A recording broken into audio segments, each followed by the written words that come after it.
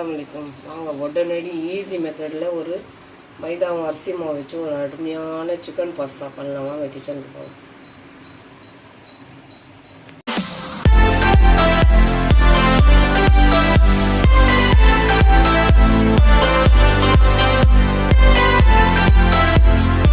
பச்சரிசி மாவு ஜெலிச்சு வச்சுருக்கேன்.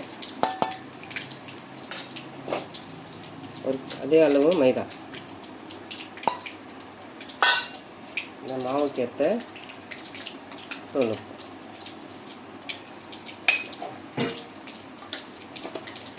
2 ஸ்பூன் எண்ணெய்,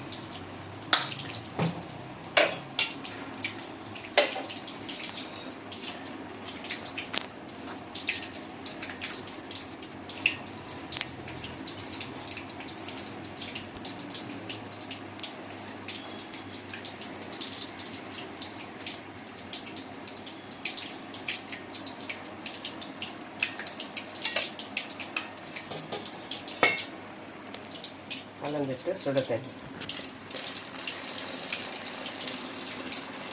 மாவு டைட்டாக இருக்கணும், ரொம்ப தண்ணி சேர்க்கக்கூடாது.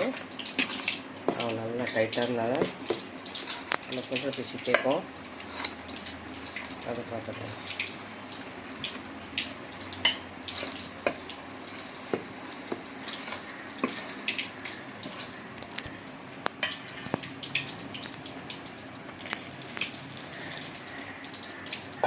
நல்லா டைட்டாக மாவு பிசைஞ்சிக்கலாம். நம்ம சிக்கன் பக்கோடா செய்கிற மசாலா கலந்த சிக்கன் வறுத்து வச்சிடலாம்.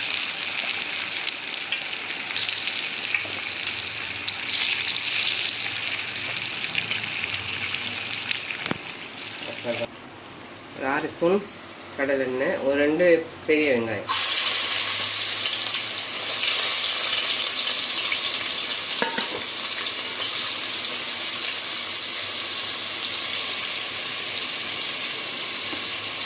கொத்தமல்லி நல்லா பொடியாக கட் பண்ணி வச்சுருக்கேன். அதுக்கடுத்து புதினா கண்டிப்பாக சேர்க்கணும். அப்போ தான் அந்த ஒரு மணமாக அருமையாக இருக்கும். பச்சை மிளகா ஒரு 4 பச்சை மிளகா,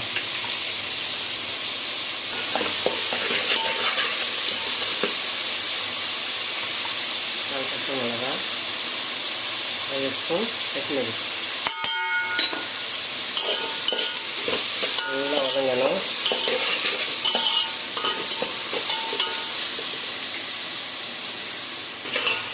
ஒரு சின்ன தக்காளி 2,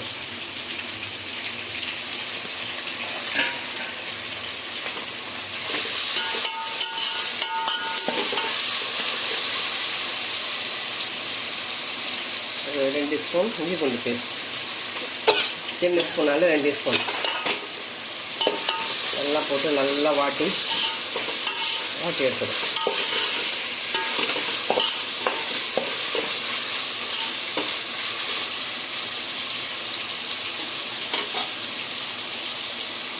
ஒரு ஸ்பூன் கரம் மசாலா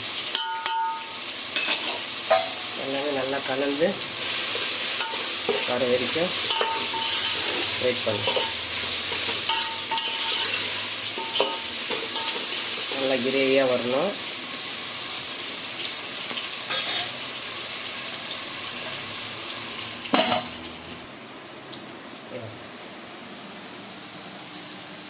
இந்த மாதிரி நல்லா நம்ம எப்பவுமே சிக்கன் 65 பண்ணி அந்த மாதிரி வறுத்து எடுத்துக்கணும். இது ஒரு ஓரமாக இருக்கட்டும். நல்லா இந்த மாதிரி கிரேவியாக வரும்போது ஒரு அரை மூடி தேங்காய்,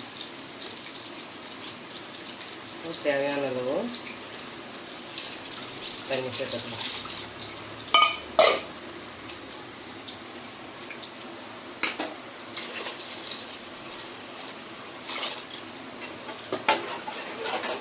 ஒரு லிட்டர் தண்ணி சேர்த்துக்கிறேன்.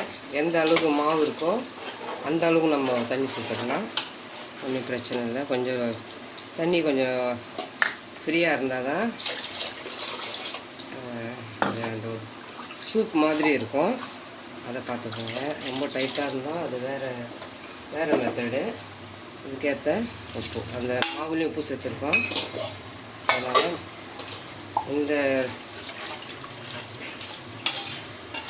கிரேவிக்கு ஏற்ற உப்பு எல்லாமே சரியாக இருக்கான்னு செக் பண்ணிவிட்டு நல்லா கொதித்து வர வரைக்கும் நம்ம மாவு ரெடி பண்ணின்னு வரலாம்.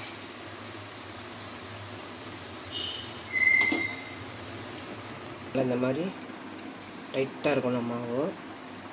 தண்ணி ஒரே டைம் தண்ணி சேர்த்திங்கன்னா மாவு தலைன்னு ஆகிடும். நல்லா கெட்டியாக இருந்தால் தான் நம்ம கரெக்டான ஒரு பதம். சின்ன சின்னதாக உருளைக்கணும். சப்பாத்தி மாவு கட் பண்ணுவாங்க அந்த மாதிரி இந்த மாதிரி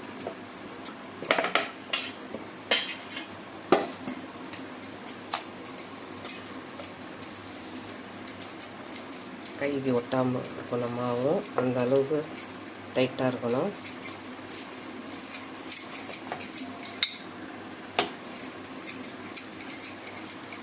ரொம்ப ஈஸி மெத்தடு. ப்ராசஸ் எல்லாம் இந்த மாதிரி தான் இருக்கணும். ப்ராசஸ் சொதப்பலாச்சுன்னா இந்த மாதிரி மாவு நம்ம திரட்ட முடியாது. அதை பார்த்து இந்த மாதிரி எடுத்து நம்ம போடும்போது உடையக்கூடாது. நல்லா டைட்டாக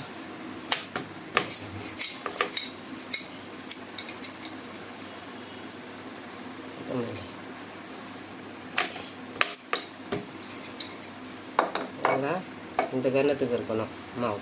இந்த ஓரம் இந்த கன்னத்துக்கு இருக்கணும்.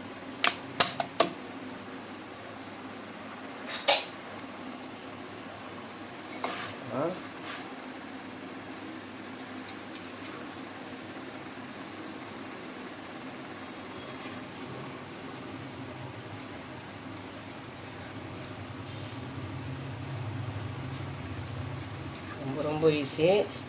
அந்த காலத்தில் இந்த மாதிரி கட் பண்ணி வெறும் மைதாவில் வெயிலில் காய வச்சு இப்போவும் இருக்க கடைங்களில். ஆனால் வீட்டில் அந்த மாதிரி அம்மாலாம் ரெடி பண்ணுவாங்க. டைமண்டாக போட்டு காய வச்சு அதை எடுத்து இந்த மாதிரி ஒரு ரெசிபி செய்வாங்க. இப்போ உடனடியாக செய்கிறதுக்கு இந்த மெத்தட்.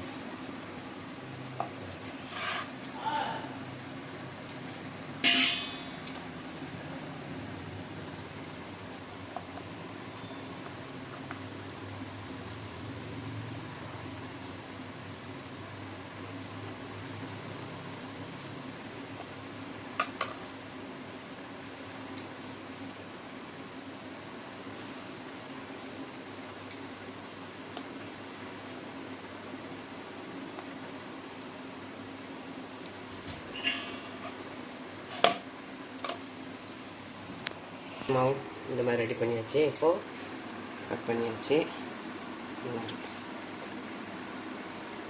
கையில் எடுத்தால் வரணும், கீழே ஒட்டக்கூடாது. அதை பார்த்துக்குங்க. மாவு அந்த மாதிரி ஒரு ப்ராசஸ் கரெக்டாக இருக்கணும். ஒரு ஸ்டேஜில்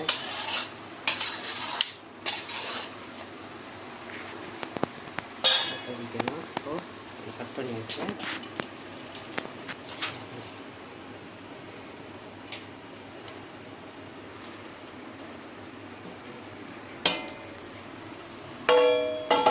ஒரு பேட்சாக ரெடி பண்ணுறதுக்கு இது நல்லா கரெக்டான ஒரு கண்டென்சி வந்துடும்.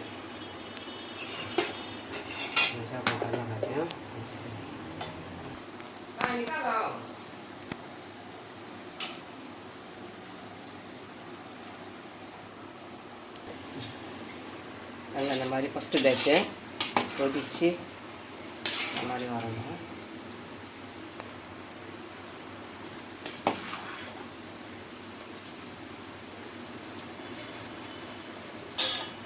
அடுத்த பேட்சு 3 பேட்ச் வரும். 2 பேட்ச் ஆகிடுச்சு.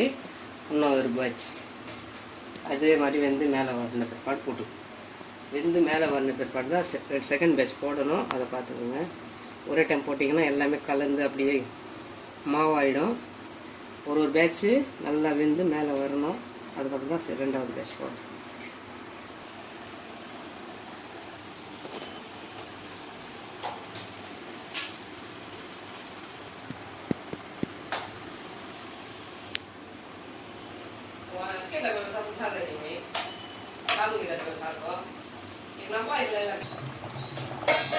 இந்த மாதிரி கொதித்து எண்ணெய் பிரிஞ்சு வரணும்.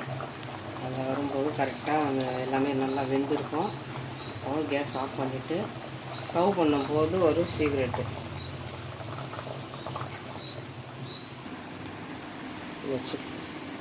சிக்கன் பக்கோடா வறுத்து இல்லையா,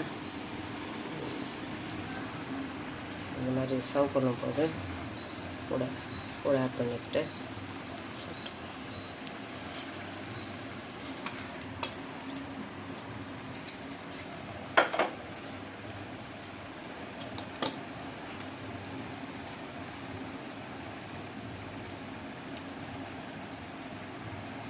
அவ்வளோதாங்க. உடனடி இப்போ வெயில் இல்லாமல், வெயிலில் காய வைக்காமல் உடனடி ஒரு மைதா வந்து டைட் பண்ணுறதுக்கான அரிசி மாவு டைட் பண்ண மைதா, இது ரெண்டு பேரும் 2 பொருளும் சேர்ந்தால் நம்ம கரெக்டான ஒரு நம்ம எந்த எப்படி நினைக்கிறோமோ அந்த அளவுக்கு நம்ம மாவு ரெடி ஆகிடும். நம்ம இந்த மாதிரி வெயிலில் காய வைக்காமல் உடனடியாக ஒரு பாஸ்தா ரெடி பண்ணலாம். இது பாரம்பரியமான பழைய காலத்து இந்த மாதிரி ஒரு டைமண்ட் பாஸ்தா. இது வெயிலில் காய வச்சு தான் இதை இந்த மாதிரி ரெடி பண்ணுவாங்க. நான் உடனடியாக செய்கிற மாதிரியே ஒரு மெத்தட் போட்டிருக்கேன். கண்டிப்பாக இந்த மெத்தடை ஃபாலோ பண்ணி பாருங்கள். அருமையான ஒரு டேஸ்ட்டு, அதுவே சமயம் ஈஸியான ஒரு மெத்தடு. உடனடி நம்ம ரெடி பண்ணிவிட்டு ஒரு நாஸ்டா டிஃபன் நைட்டு எப்போ வேணாலும் நம்ம இந்த மாதிரி ரெடி பண்ணி யூஸ் பண்ணிக்கலாம். ரொம்ப ஒரு பட்ஜெட் கம்மி, வேலை கம்மி, அருமையான ஒரு டேஸ்ட்டு. இந்த மாதிரி ட்ரை பண்ணி பாருங்கள். எப்படி இருக்குது செக் பண்ணி பார்க்கலாம். வாவ், சூப்பர் இப்படிதாங்க இருக்கணும். ஆனால் இந்த கிரேவி இந்த அளவுக்கு தண்ணியாக இருக்கணும். இது டைட்டாக இருந்துச்சுன்னா அது வேறு. இந்த மாதிரி சூப் மாதிரி இருக்கணும். இந்த மாதிரி சூப் மாதிரி இருக்கணும். அப்போ தான் அது ஒரு பருப்பு எடுத்து சாப்பிடும்போது இந்த சூப் கூட, இப்போ நிறைய சைனீஸ் ஹோட்டல்லலாம் அந்த ஒரு சூப் கொடுப்பாங்க பாருங்கள், அந்த ஒரு ஃபீல் பண்ணி ஒரு சைனீஸ் ஸ்டைலில் நம்ம இந்த மாதிரி ஒரு பாஸ்தா ரெடி பண்ணி சாப்பிடலாம். கண்டிப்பாக ட்ரை பண்ணி பாருங்கள். இதெல்லாம் ரொம்ப ஒரு ஈஸி மெத்தடு, பட்ஜெட் கம்மியானது. எல்லாமே நம்ம கலக்கிற பொருள், எல்லாமே நல்லா ஹெல்த்தியான பொருள். கண்டிப்பாக ட்ரை பண்ணி பாருங்கள். இந்த உடனடி மைதா பாஸ்தா மைதா பாஸ்தா பிடிச்சிருந்துச்சுன்னா like, comment, share, bell button மறக்காமல் நல்ல உள்ளங்கள் பேகம் சேனலுக்கு சப்ஸ்கிரைப் பண்ணுங்கள். அஸ்ஸலாமு அலைக்கும்.